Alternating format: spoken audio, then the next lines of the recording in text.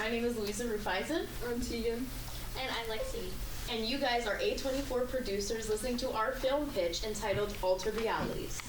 This story follows a man named Alexander Mueller. He's used to getting everything he could ever want, and he does anything to get his way, especially in his corporate life where he works. He one day passes this woman in a subway, and something about her is a little different. He then realizes his world turns upside down on him, and all the women begin acting like men. Yeah, so our story is very dramatic, I think, and it's very satirical because even though it's, I feel like it's like a big topic, sexism and everything in the workplace and just in general, we wanted it to be like a little bit more fun and a little bit more like relatable. The film is set in the heart of New York City, Manhattan, where it's typical to see a lot of men in business suits on their way to work, and the bustling, kind of high energy feeling kind of drives the story, and things get really chaotic, so it's a good place to set it. Okay, so our protagonist, as Luisa mentioned, is Alexander Mueller. He's in his late 20s, and he's really inspiring, and his inspiration is to, his motivation is to become very powerful in the business world, and that really comes from his father being in prison for tax evasion, and he really wants to do things the right way, in the clean way, and be a better person.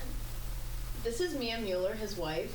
She's a very 1950s cookie-cutter perfect trophy wife, but we learn that she's mostly that way because Alex pressures her into being that way.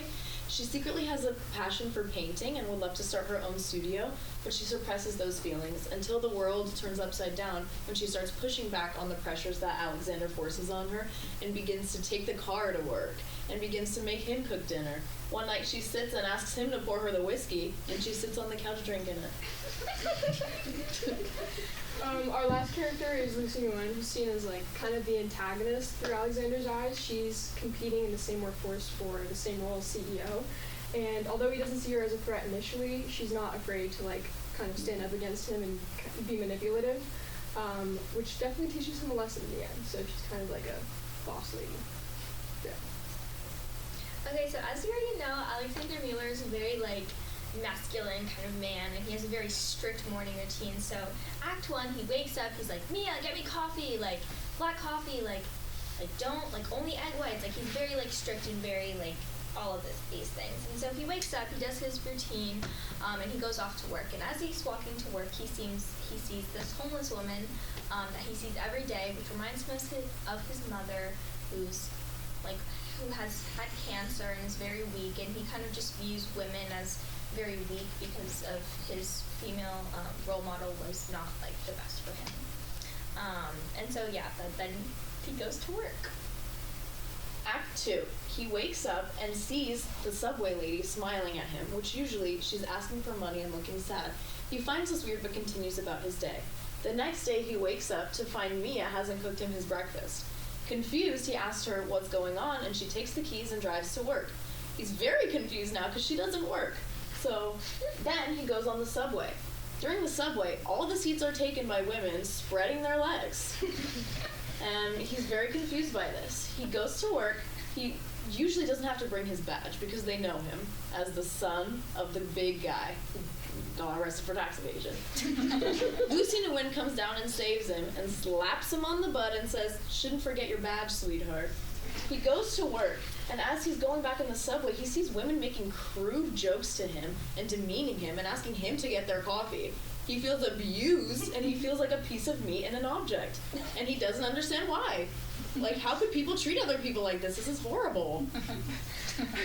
So as he's coping with a lot of these changes in his world, he decides, the next morning, that he has to become more independent and self-reliant. So he goes grocery shopping, which is, a new concept to him, and he starts to cook for himself.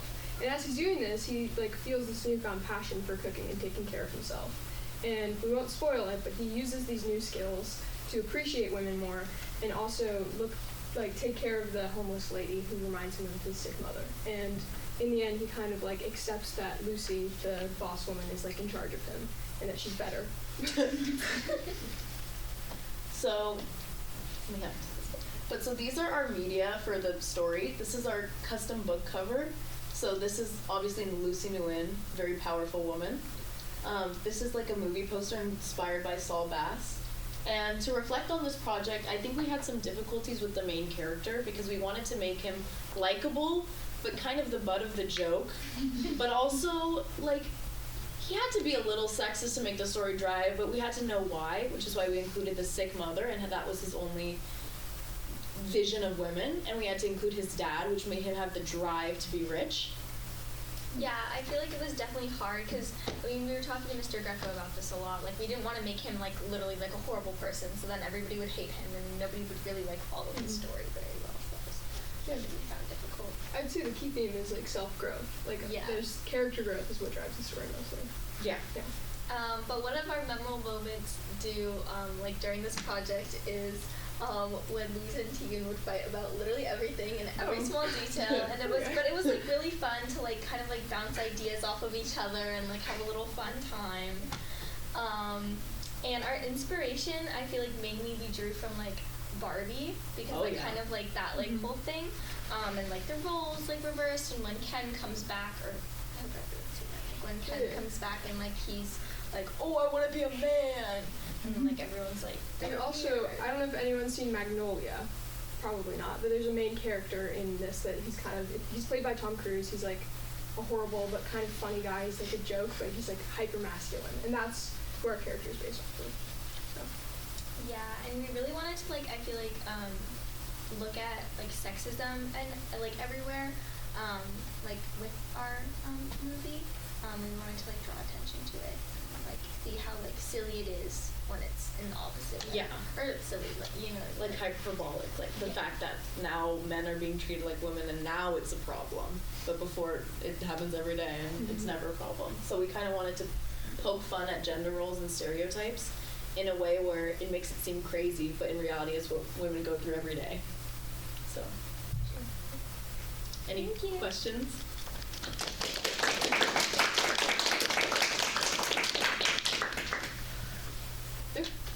Did you always know that you wanted the genre to be like a dark comedy, or did that kind of evolve throughout the process?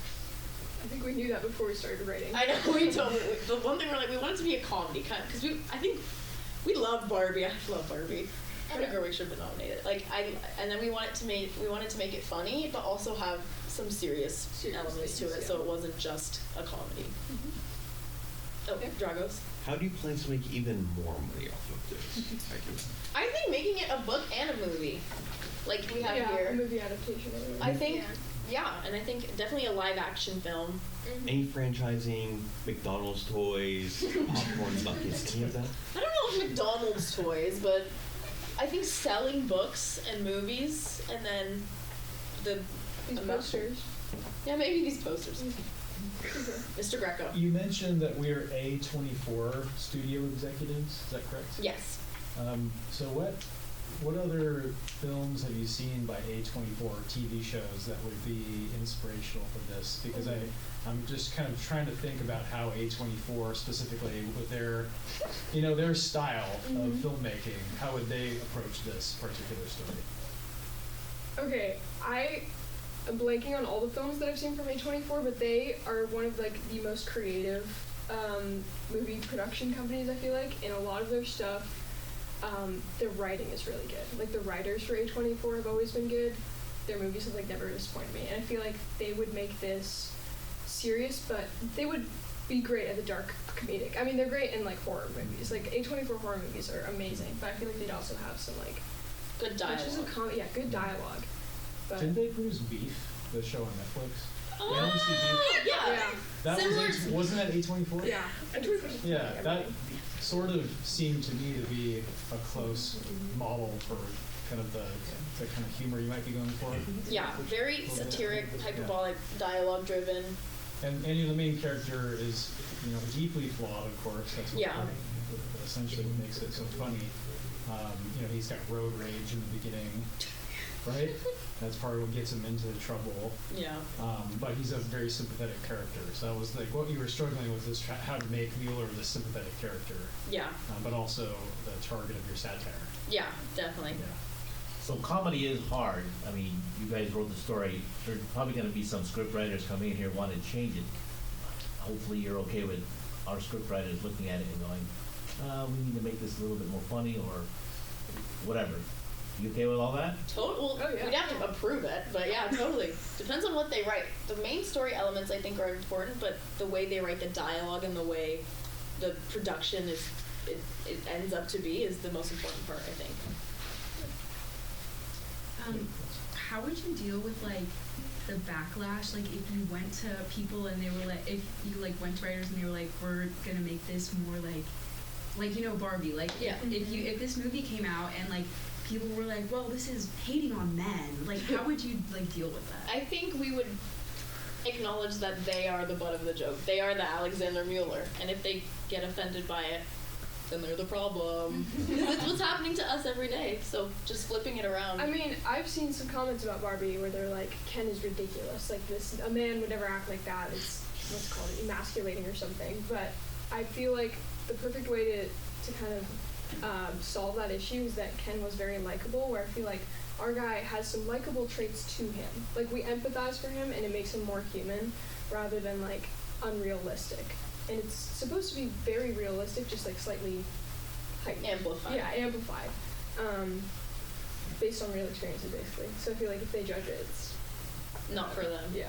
Also, I feel like it's supposed to make you think about things, and you're supposed to feel like, I guess I would just ask them, like, why do you have such a problem with this? And kind of, like, have a little, like, inner dialogue with yourself and kind of get to the root of that issue if you're so upset about this. Yeah.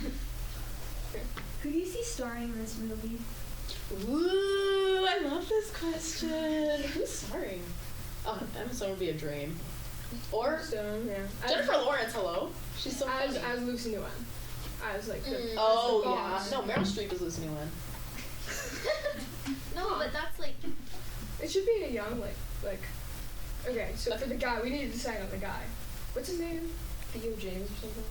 Or who's like Michael Cera, honestly. That Cera? would make it funny. That would make it that funny. would be Imagine Michael Cera hilarious. pretending to be like a big No, he Michael could. Cera. He could pull it. Final answer, Michael Jonah Cera. Hill.